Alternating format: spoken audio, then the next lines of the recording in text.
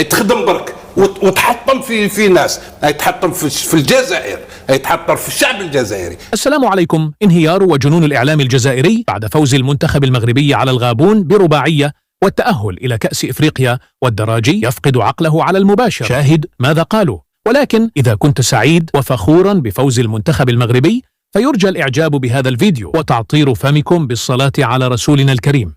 بعد الفوز الساحق الذي حققه المنتخب المغربي على منتخب الغابون في افتتاح مباريات المنتخب المغربي في التصفيات المؤهلة إلى كأس الأمم الإفريقية بالمغرب، ليتصدر المنتخب المغربي مجموعته ب3 نقاط، وسيواجه المنتخب المغربي منتخب ليسوتو في المباراة القادمة ضمن الجولة الثانية. قد جن جنون الإعلام الجزائري بعد هذا الفوز الساحق، والبداية كالعادة مع الأسطورة علي بن شيخ الذي أدل بتصريح منذ قليل لقناة الهداف الجزائرية وقال: لقد شاهدت مباراة المنتخب المغربي ضد منتخب الغابون اليوم، ولقد شجعت المنتخب المغربي لأنني كنت أعلم أنه سيرفع رؤوس العرب مجددا في هذه المباراة.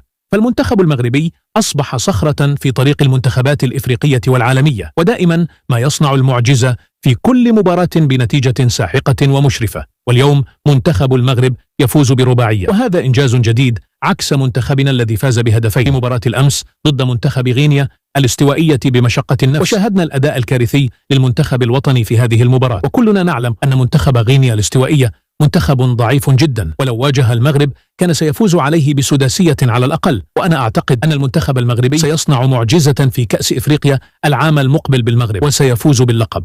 بينما صرح المعلق الشهير حفيظ الدراجي على قناته في اليوتيوب وقال: أنا أشم رائحة السحر في مباراة اليوم، وأنا على ما أعتقد أن هناك شيئا غير طبيعي يحدث من جانب المنتخب المغربي. فالمنتخب الغابوني تعرض لظلم في هذه المباراة، وهزيمته برباعية أمام المنتخب المغربي لم تكن طبيعية. وأنا أطالب الاتحادية الغابونية لكرة القدم بالاحتجاج وعدم السكوت على هذا الظلم وفرض عقوبات على الجامعة المغربية. وفي النهاية شاركونا رأيكم حول هذا الموضوع، ولا تنسوا الاشتراك في قناتنا ليصلكم جديدنا.